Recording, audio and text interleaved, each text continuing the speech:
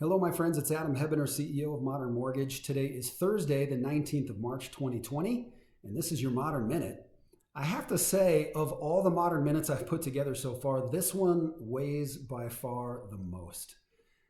I just feel a kind of burden of a concept that I feel it's really important to communicate to you, and yet at the same time, I feel really inadequate to do that. And so I'm just going to ask for your grace up front. I've thought of a whole bunch of different little ways to communicate it. All of them fail. So instead, what I'm going to do is just talk to you like an adult. And I'm going to tell you some really, really important things. I'm just going to ask you to stay in this with me because the concept that you're going to pull from this is so important. It's actually going to help you weather the current storm we're in and could really make the difference between you getting through and not getting through. Now, at least financially. Here's what you need to know. The overall subject is this. What we're currently experiencing is a crisis of liquidity. Now, I'm going to explain this in deep detail tomorrow during a webinar at 1 o'clock. But for now, just like, subscribe, share this, get this out to as many people as we can because I need them to know this information in order for as many households and families as we possibly can to be protected from what's coming. Here's what you need to know. We're currently in a liquidity crisis. That liquidity crisis is mostly a public liquidity crisis. Now, what that means is the public, the government, the businesses, the capital markets don't have any savings. They have no money.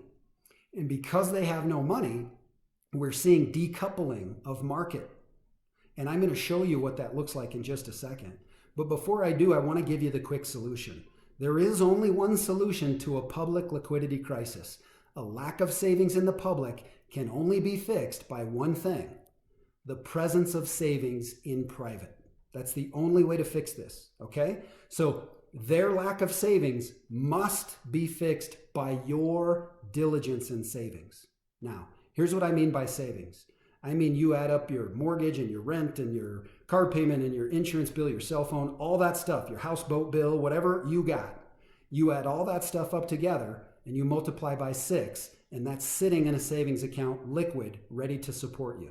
So if it costs $5,000 to run your house, 5,000 times 6 is $30,000, okay? That's what I mean by savings, and to get through this process, believe me, you're gonna need 6 months savings to do it. Now, let me explain why. What we're seeing in the marketplace today is a complete decoupling, and as a result of that decoupling, we're seeing error happening at the Treasury Department, at the Fed, and other places that should be operating to benefit the system. They're not. Now, why are they not doing that?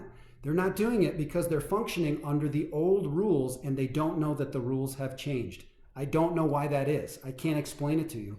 All I can tell you is it is happening, and I will prove it to you. In 2008, we were dealing with a crisis that began in the financial economy. It did not begin in the real economy where we actually make things and actually show up to work. It began in financial instruments. It was an explosion of the subprime market, and you might remember that. When that market exploded, it created a liquidity crisis, but it was in the financial markets, and so financial solutions could fix those financial problems. Things have now changed. What we're dealing with today is a crisis in the real economy. And the crisis in the real economy cannot be fixed by solutions in the financial economy.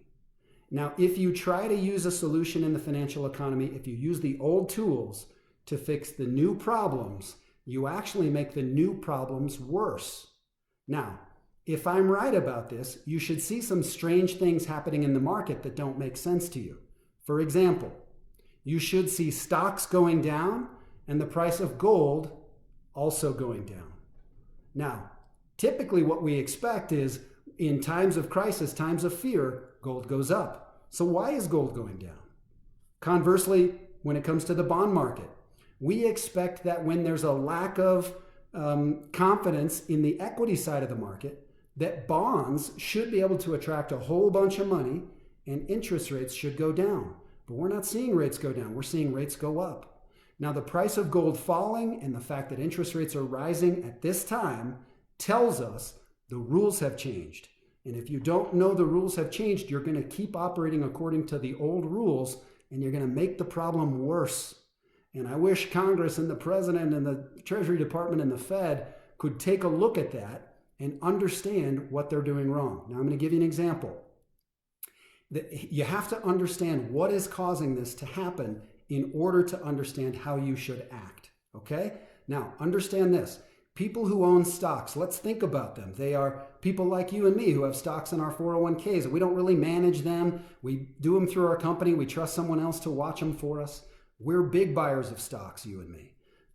You have huge pension funds, which are very similar, but they're managed by one single person or small groups. Huge amounts of money.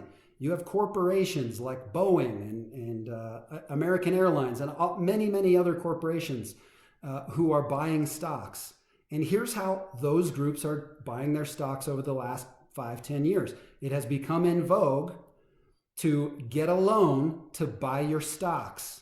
And you do that to earn spread. Here's how it works. Maybe the stock is going up 5, 6, 7%, and you've got a loan, and that loan is 2, 3, 4%.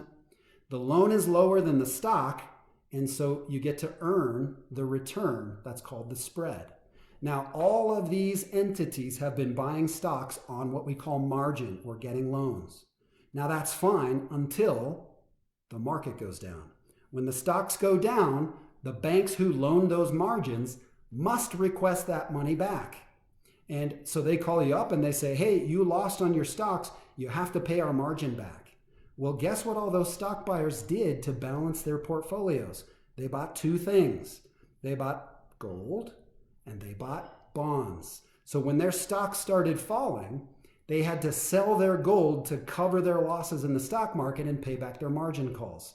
So when they started selling their gold, they flooded the market with gold and the price of gold went down.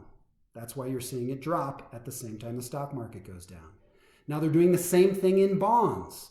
In bonds, they had these bonds. These bonds were built to kind of balance and protect their portfolio. It was supposed to be the safe place they could run. The problem is they're having trouble selling those bonds. There's not enough liquidity to buy the bond from them. So what they're having to do is make that bond less and less and less and less expensive. And I'll teach you why this works tomorrow. But as they do that, they try to attract buyers in. That pushes up what we call yield or pushes up rate. That's why you're seeing rates go up. Now, the Treasury Department and the Fed are doing exactly the wrong thing in answer to that. What they're doing is pumping money into the system from the consumer side. You're seeing that the Fed is now going to mail you a check for $1,200 a household, depending on all kinds of different qualifications. If you receive that check, think of how everybody who receives that check is going to react. They're going to get that $1,200 or $2,000 or whatever it might be, and they're not going to put it in the bank to recapitalize banks.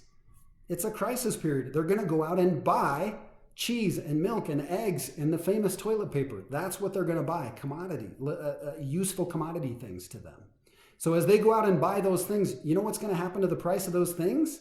Demand will surge, the price will rise. That will be inflationary.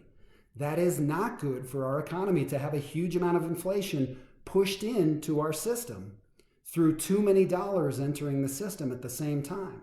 Now, when those kind of things happen, they exacerbate the problem that we have now. So if you're already stuck with your rates going higher because you're trying to get rid of your bonds, well, what happens? Now you've also got inflation because all these Americans are pumping money into the milk and cheese and eggs world. That causes bonds to be in an environment that makes inflation even worse. They have to try to keep up with and outrun inflation, so rates go even higher.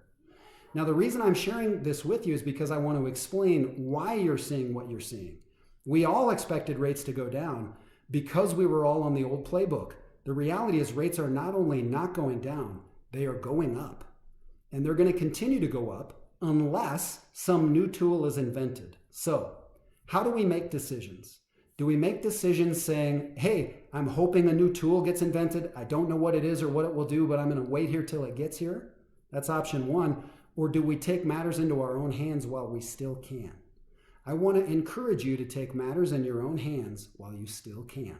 I want you to add up everything in your budget, your house payment, all that kind of stuff, multiply it times 6, and if you have that in your checking account right now, I want you to breathe a sigh of relief Netflix and chill. You don't need to worry about this anymore. But if you add that up, multiply by 6, and you don't have that in a checking account, you need to get it.